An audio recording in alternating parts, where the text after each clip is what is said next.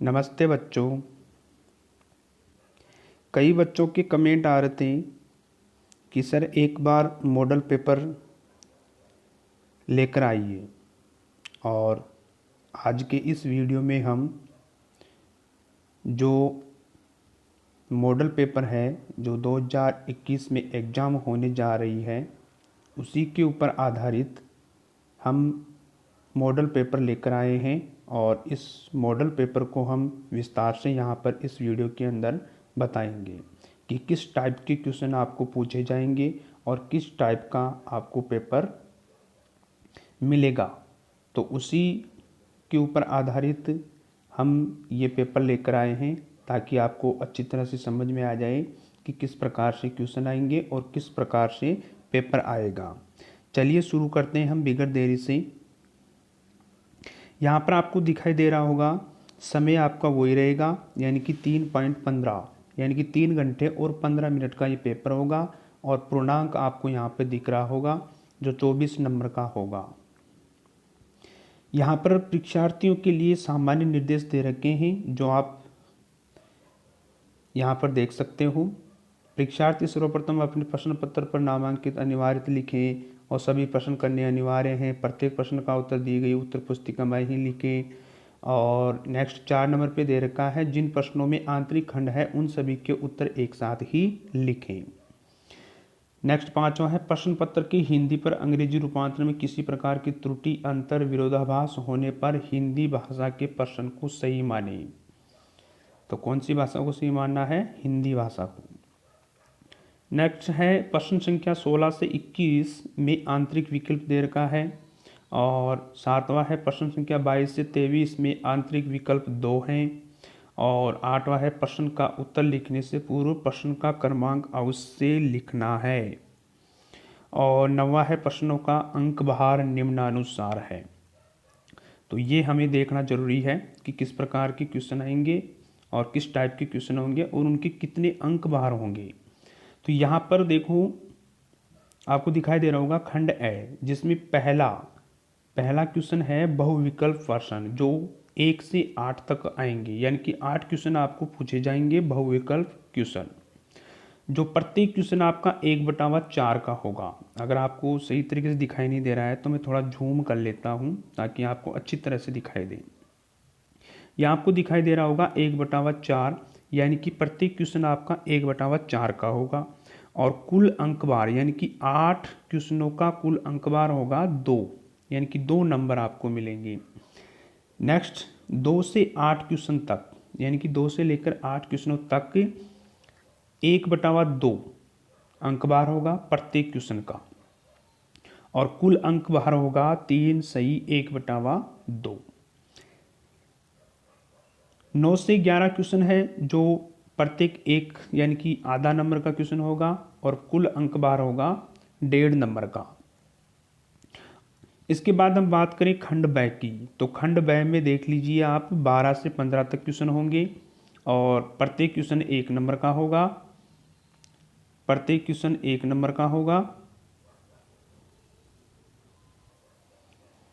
प्रत्येक क्वेश्चन आपका 1 नंबर का होगा और कुल अंक बाहर होगा आपका 4 नंबर का, यानी कि कुल अंक आपकी 4 नंबर के होंगे। नेक्स्ट हम बात करें खंड स की, तो खंड स में 16 से लेकर 21 तक क्वेश्चन होंगे और प्रत्येक क्वेश्चन आपका 1.5 नंबर का होगा और कुल अंक बार होगा आपका 9 नंबर के। खंड द में आपको खंड द में हो गए आपके 22 से लेकर 23 तक क्वेश्चन, यानी कि प्रत्येक क्वेश्चन आपका 2 नंबर का होगा और कुल अंक बाहर होगा आपका 4 नंबर का, यानी कि इसमें 2 क्वेश्चन पूछे जाएंगे। तो इस तरह से हमने देखा कि ये नंबरिंग है हमारे पेपर की। तो आपका जो पेपर होगा वो खंड ए और खंड ब और खंड स और खंड द, यानी कि 4 पार्टों में बटा हुआ होगा।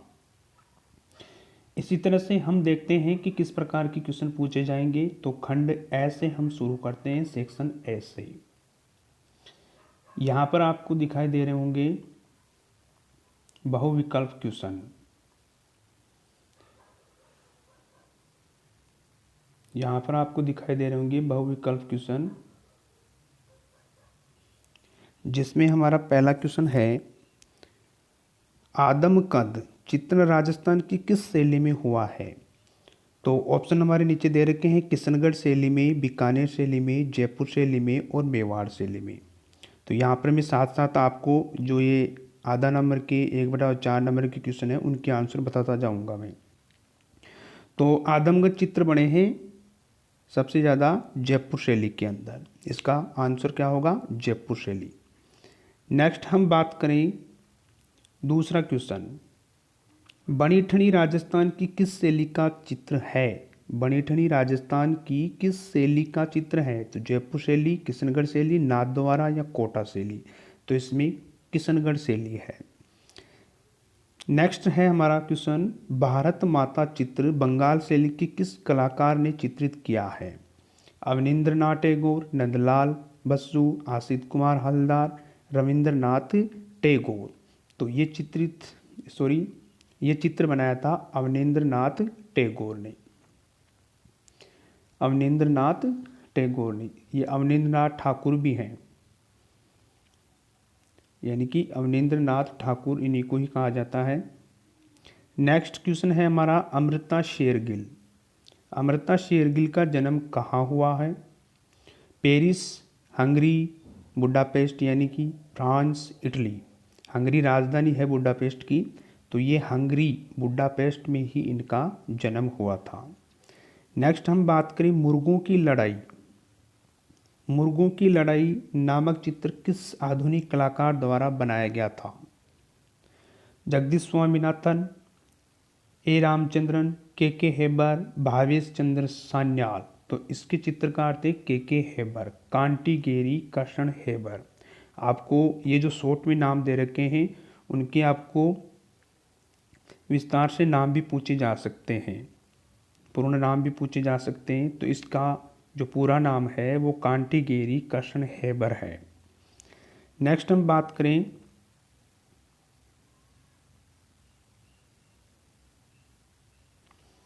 एन.एस. बेंद्रे का मुख्य चित्र कौन सा है? एन.एस. बेंद्रे का मुख्य चित्र कौन सा है? फूल बेचने वाली स्त्रियां, कांगड़ा की स्त्री, काली पूजा, कमल सरोवर। तो वो कौन सा आंसर है इसका? फूल बेचने वाली स्त्रियां, एन.एस. बेंद्रे का। इसका पूरा नाम है नारायण श्रीधर बेंद्रे। नेक्स्ट हम बात करें सतीश गुजराल कौन है? तो सतीश गुजराल यहाँ पे देखो चित्रकार ही लिख रखा है, वैसे मूर्तिकार और चित्रकार दोनों ही हैं ये। तो यहाँ पर चित्रकार दे रखा है तो चित्रकार हो जाएगा हमारा आंसर। नेक्स्ट हम बात करें आधुनिक मूर्तिकला का जनक किसे कहा जाता है? धनराज भगत को, हिम्मत शाह को, राम किंकर बेज को, शंखु चौधरी को। तो इसका राइट आंसर है राम किंकर बेज।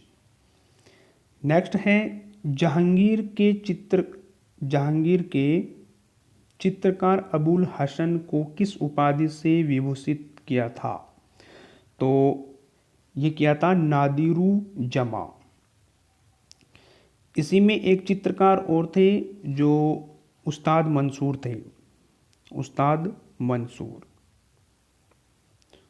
मंसूर को भी एक उपाधि दी गई थी नादिर उल अश्तर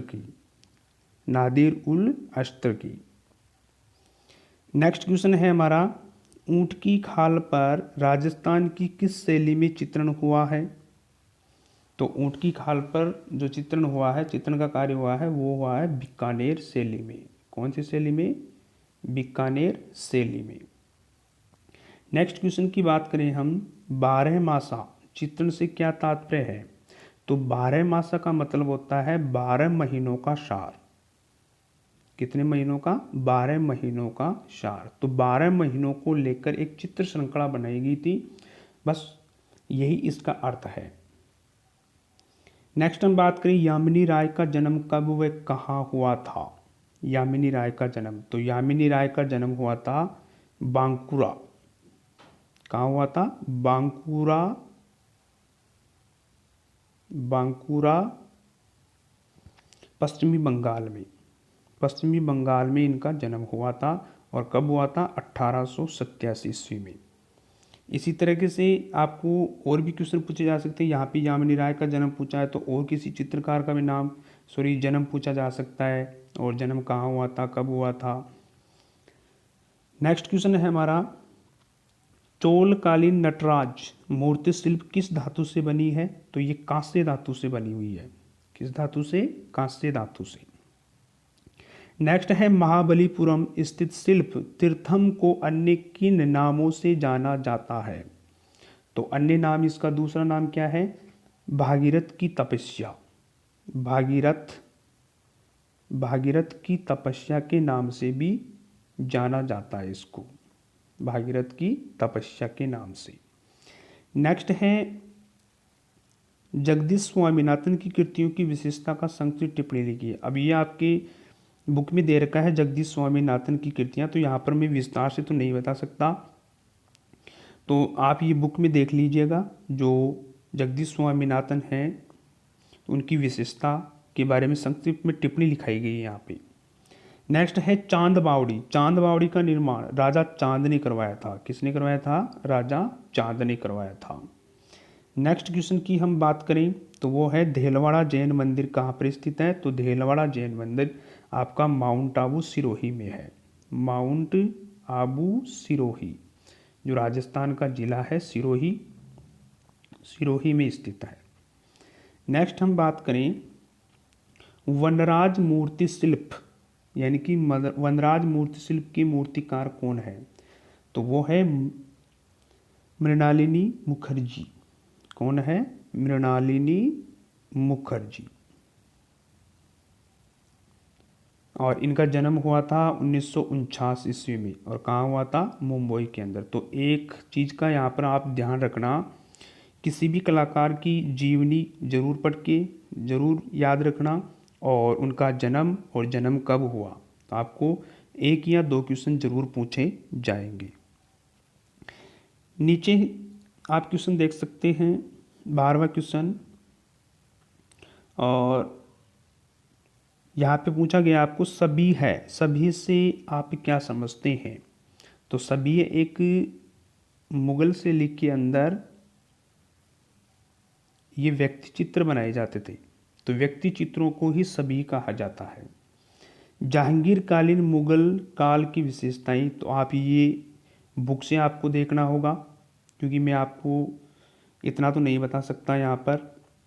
जो जितने छोटे क्वेश्चन थे उनका आंसर मैंने आपको बताया है, तो बाकी इन क्वेश्चनों का आंसर आप बुक से ही देखना। नेक्स्ट है, कांगड़ा शैली का संक्षिप्त परिचय दीजिए एवं उसके किसी एक चित्र का वर्णन कीजिए। तो यहाँ पे कांगड़ा शैली का संक्षिप्त परिचय पूछ लिया गया है और उसकी किसी एक चित्र का वर्णन करवा लिया गया है।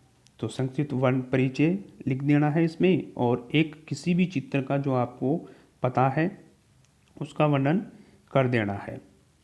तो ऐसा ही क्वेश्चन आपको दूसरी शैली को लेकर पूछा जा सकता है, और उसमें भी आपको किसी एक चित्र का वर्णन करवा सकता है। नेक्स्ट है 15वां क्वेश्चन, रविंद्रनाथ ठाकुर की चित्रकला के बारे में संक्षिप्त में लिखिए। जरूरी नहीं है ये क्वेश्चन नहीं आएंगे, बल्कि ये भी आ सकते हैं, लेकिन इन्हीं के आधार पर दूसरे क्वेश्चन आपको पूछे जाएंगे। इसके बाद हम बात करें खंड सह की, तो खंड सह में हमारे को देखने को मिलता है पहाड़ी चित्र शैली की विशेषताएं पूछ ली गई है, और इसमें जो आपका अथवा है, हाँ ये ध्यान रखना आप, खंड सह से आपको एक क्वेश्चन होगा और उसका अथवा भी दिया हुआ होगा, यानी कि 2 क्वेश्चन होंगे। तो आपको अथवा का मतलब ये होता है कि आप या तो ऊपर वाला क्वेश्चन कर लो या फिर नीचे वाला क्वेश्चन कर लो। तो पहाड़ी शैली में चित्रित नायिकाओं के बारे में संक्षिप्त में लिखाया गया है यहाँ पर। इसी के साथ में अगला क्वेश्चन है 17वां क्वेश्चन, जगदीश स्वामीनाथन का परिचय देते हुए उसके कलाक्रम पर अपने विचार लिखिए, और अथवा में आपको नीचे दे रखा है कलकत्ता कला समूह के उद्भव एवं विकास को बताइए। और नीचे क्वेश्चन दे रखा है एलिफेंटा की कला के बारे में विस्तार से लिखिए, और नीचे अथवा में दे रखा है आपको एलोरा में कुल कितनी गुफाएं एवं किस धर्म से संबंधित हैं। तो ये आपको अथवा में पूछ लिया गया है। नेक्स्ट बात करें 19वां क्वेश्चन, रणकपुर के आदिनाथ मंदिर के स्थापत्य पर प्रकाश डालिए। जो रणकपुर वाले जो आदिनाथ का जो मंदिर है उसके बारे में विस्तार से पूछ लिया गया आपको। और निम्न पर टिप्पणी लिखिए, जिसमें किराड़ू पूछा है, बाड़ोली, ओसिया। यहाँ पर ये नाम देकर दूसरे नाम देकर आपको टिप्पणी पूछी जा सकती है। नेक्स्ट हम बात करें देवी प्रसाद राय। देवी प्रसाद राय चौधरी के मूर्ति शिल्पों के बारे में आप क्या समझते हैं? इसी का अथवा दे रखा है नीचे आपको। आधुनिक मूर्ति कला का परिचय देते हुए आपकी दृष्टि में मूर्तिकार किन किन नए माध्यमों में मूर्ति शिल्पों का निर्माण कर सकता है? तो आपको ये क्वेश्चन पूछ लिया गया है। नेक्स्ट हम बात करें शिल्पी चक्कर। शिल्पी चक्कर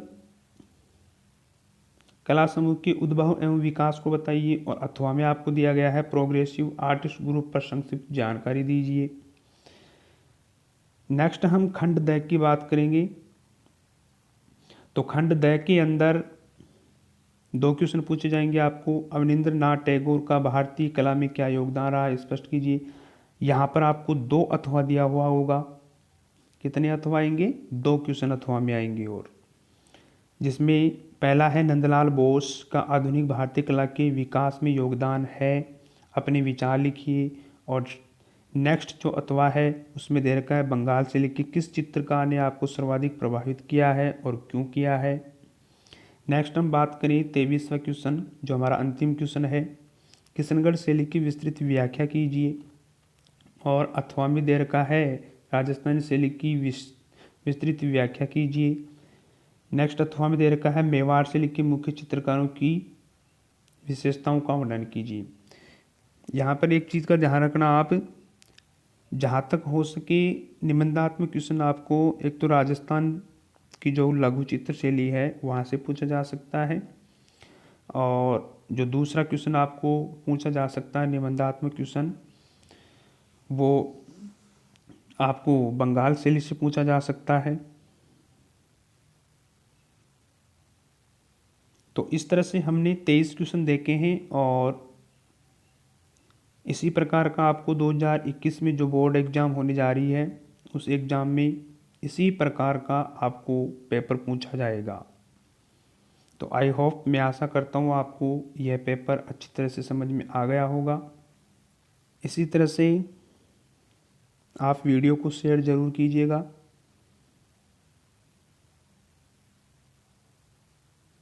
तब तक के लिए आपको नमस्कार। मिलते हैं नेक्स्ट वीडियो के अंदर। थैंक यू, धन्यवाद।